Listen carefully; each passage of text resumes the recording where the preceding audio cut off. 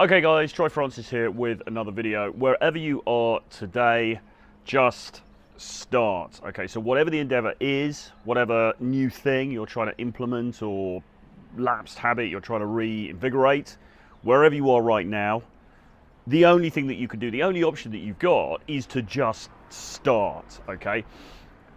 I think, and I've been guilty of this myself, a lot of the time we hold back because we are concerned with the fact that we're not very far along the process. So somebody will say something like, okay, I'm not going to start an online business because I don't have many followers on social media.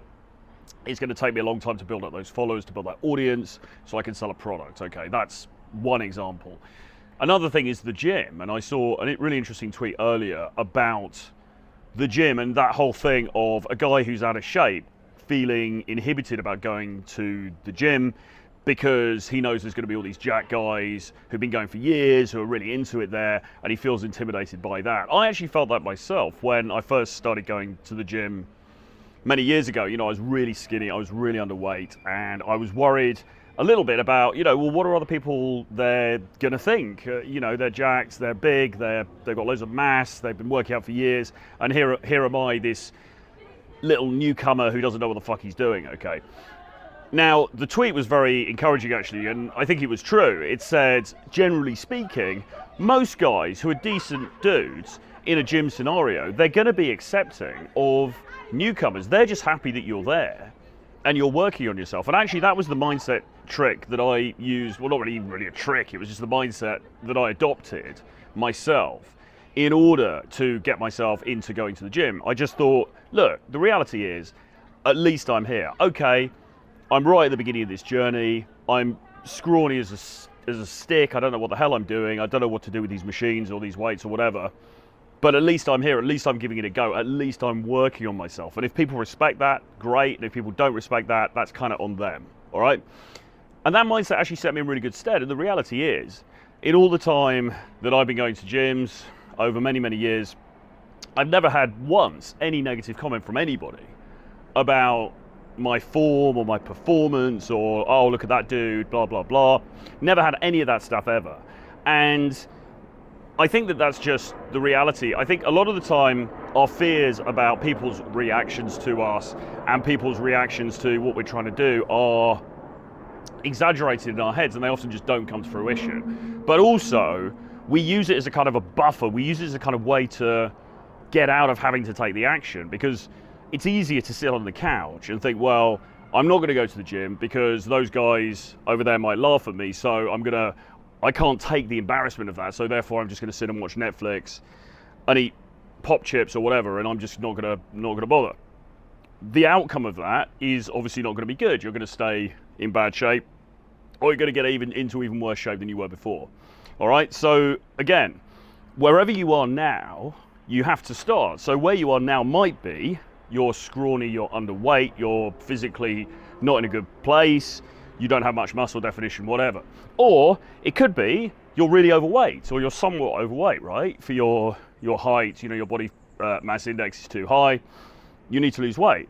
So you might be conscious of that. And this isn't even a fitness video, by the way, I'm just using this as a kind of example.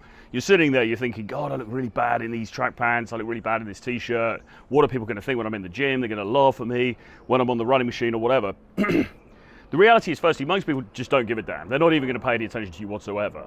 And as I say, most people, unless they're a complete arsehole, and in which case you can just disregard them anyway because they're not even worth wasting your time on.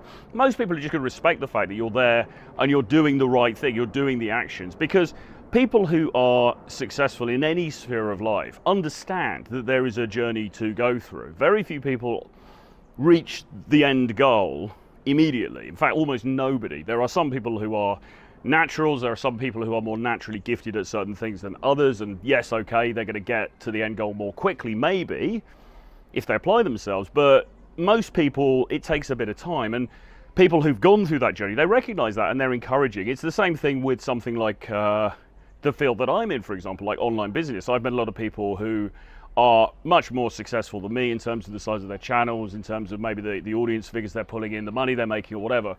And nobody has ever been demeaning to me about what I'm doing or the fact that I'm on this journey or where I am on this journey, everybody has only ever been encouraging, okay? Because they recognize the hustle, they recognize the effort that gets put in, and they're encouraging of that, and they want you to succeed. And as I say, if you encounter people who don't, then genuinely that is actually on those people. They are toxic people. They are not people to take seriously, okay? So don't worry about that. Once more, to go back to the topic, wherever you are now, you have to just start. So let's now take this into the sphere of dating, which is of course what you're all here for, because I know primarily we talk about dating on this channel, although self-development as well. So with dating, it's very much the same thing. So guys will often come to me and say, all right, look, I want to get better relationships with women. I want to meet more high quality women. I want to find a girlfriend, whatever it is. However, I'm out of shape. I don't have any money. I am working through college. I'm studying for my law degree. I'm working up my way up in this tech startup, whatever the fuck it is, you know, I'm doing these things. Do I concentrate my efforts on that and wait before I work on the game stuff, before I work on the social skill stuff, the getting better with girls stuff, or do I work on the getting better with women stuff now, and that might be to the detriment of my career? That's one question that comes up a lot, and the usual answer that I give to that is you got to kind of do all of it, really. I mean, the burden of performance rather, as a guy is always onerous, okay? It's always on us. There's no off switch, right? We don't get the luxury of saying, well, I worked on my business for 10 years and now I've got shit social skills, but surely the fact that I worked on my business, that counts for something. Young, beautiful, 27-year-old lady at the bar drinking a cocktail, right? She doesn't give a damn about that. She gives a damn about the way that you make her feel, okay? The emotions that you make her feel. If you are not skilled in eliciting those emotions and igniting those emotions in her because you haven't practiced, because you don't know what you're doing, both with social skills but also with flirtation skills, and you know that you don't understand the delicate interplay between the genders, you don't understand flirtation and the dynamics underneath that, then you know you're going to get left on the sidelines. That's just the reality. And I think that time management is genuinely an issue, okay? I don't think people are completely making an excuse, right? I mean, I've worked in corporate, I've been self-employed. Both of them have their own pressures. Both of them are very time consuming. Arguably, being self-employed is even more time consuming than when I was in corporate work, because there really is no off time at all. You could be working 24/7 if you allowed yourself to, right? I mean, you have to obviously take certain breaks, but there's stuff to be done all the time. Corporate work, though, can be extremely onerous, you know, and you can get your boss calling you at 10 p.m. and asking for files to get sent over, and, oh, can you just amend this, and blah, blah, blah, and that can be very stressful, and that can take you out of that social mood. I get that. That's very true. You've got to earn a living, right? So work is important. Allotting time to work is important. Going to the gym is important, being in shape is important, trying to work on your fashion and grooming and style and all that kind of stuff is important, but we cannot underestimate the importance of social skills, game, riz, whatever umbrella term you want to use to incorporate that package. We can't underestimate the importance of that, because as I've said many, many, many times on this channel, there are guys who have all of the external stuff. You know, they're quite wealthy, they're in good shape, they look good, they're well dressed, etc., and their dating life still absolutely suck. And the reason is because they haven't mastered the art of interpersonal communication, right? They don't understand male-female dynamics, etc. So they've done all the work that they thought that they had to do. They've done all the external stuff, but it doesn't matter. It doesn't result in them getting the kind of dating life that they want. They're not getting into bed with the women they want. They're not getting into relationships or marriages even with the women that they want, all right? It's just not happening. So you have to do everything. But really, what I was coming around to say is, yes, time management is a real thing, and yes, work and stuff, it does take up a lot of time. You've got to devote appropriate time to that. However, I do suspect that often guys are using this as a bit of a buffer. Okay, it's not really that they haven't got 20 minutes, half an hour to go out, go to the coffee shop, maybe talk to a couple of people, maybe get the phone number from the waitress, the barista, whatever. It's not that they genuinely don't have that time.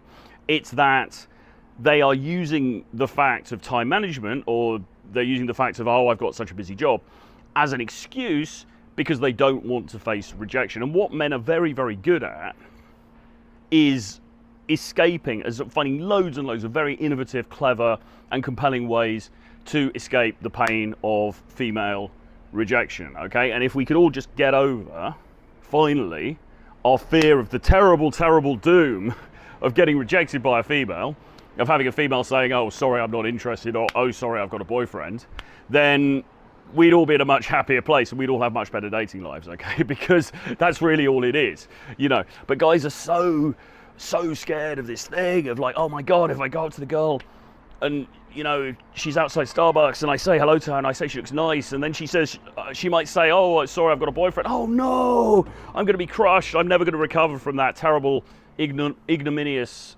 results in my, you know, dating attempts. Then, you know, you're never going to get started.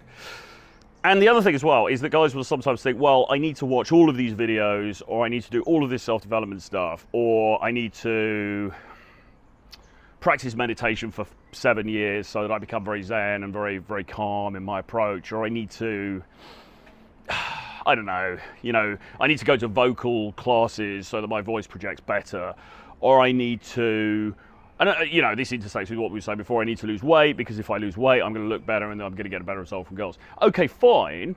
There may be an argument to do all of those things, but look at, where are you today? Well, maybe you're a little bit overweight, your voice doesn't carry particularly well, it's not particularly resonant, and you are not very fluid in conversation, so you could maybe work on your improv skills, okay? So here's what you do.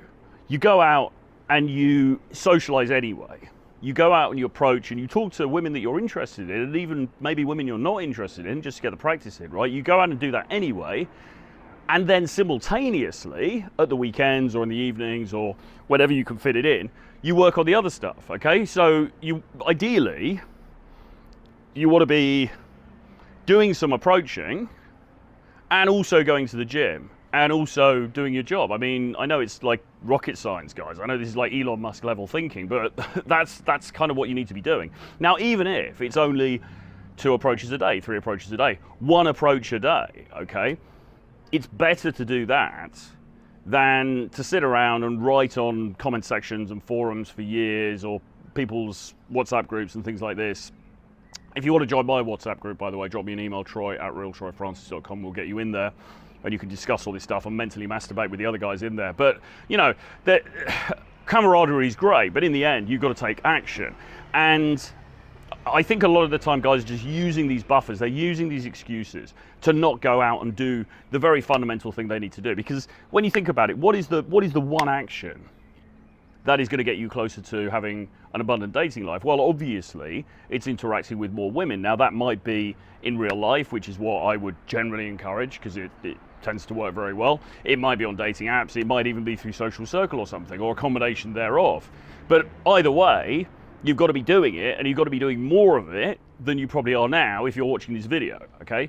So the question you have to ask yourself is, well, why am I not doing more of it? And what do I need to do in order to get myself to a place where I'm compelled to do more of it, all right? And it might be to stop watching those naughty videos on XTube or whatever it's called, right? It might be to take a little rain check on the old self-pleasuring for a period of time. It might be to cut off that friends with benefits that you've got who you don't really like, but you're just in it because otherwise you're scared you'll never get any female attention again. It might be to burn your boats and make it so that, look, if I don't do this, then there's going to be no way forward for me at all, so I'm going to have to, and that will focus your mind and get you to go out there and start the approaching. But underneath all of that, fundamentally, don't worry too much about, am I the finished item? Am I Henry Cavill? Okay, am I Leonardo DiCaprio? Well, no, obviously you're not. None of us are, right? Except for those particular guys. So, yes, you're probably, like most of us, you know, you're a work in progress. You're probably starting from a subpar position. But just start anyway, okay? Just start anyway. Because, firstly, you never know like there's a great deal of randomness in the dating market. You never know when a woman's going to be attracted to you. She might just like your vibe. She might just like your riz. She might just, you know, there might just be something about you that she likes anyway. Yeah, you're a little bit overweight, but she doesn't mind that, and she thinks you're cool, or she thinks you're funny. Okay, you never know. So you may as well give it a go anyway, because if you don't give it a go, nothing's going to happen. Okay, and secondly, as long as you're working on the self-improvement stuff in the background, and you know that, and you're confident in that, then there's nothing to lose really, and everything to gain by also strengthening the social muscles. Because if you don't, they're just going to atrophy. And you know, even if you do get the perfect body, if you end up with a 12-pack and you end up with a really successful business and this and that, and then you come out the other side and you're still going to be the guy sitting on his own in the corner of the club who's bought the table, and he's bought the bottles of Grey Goose, and there's no girls there because they invited a load of girls and then they've just fucked off with guys on the dance floor. Okay, you know, you're still going to end up as that guy, because you're not going to have what it takes to elicit emotion in women, which is really what all of this comes down to. So wherever you are now, don't worry too much about it. Just start, get out there, start doing some approaching, and then identify the areas that need to be fixed and fix those as well simultaneously. Okay, hope you enjoyed that. Hope you got something from that. Put your comments below, let me know what you think. Give me a like. Please also subscribe to the channel if you haven't done so. There is a link below to an event in London that we got coming up at the end of July, so have a look at that and contact me, Troy@realtroyfrancis.com, if you're interested, and I'll see you guys again very soon. Bye bye.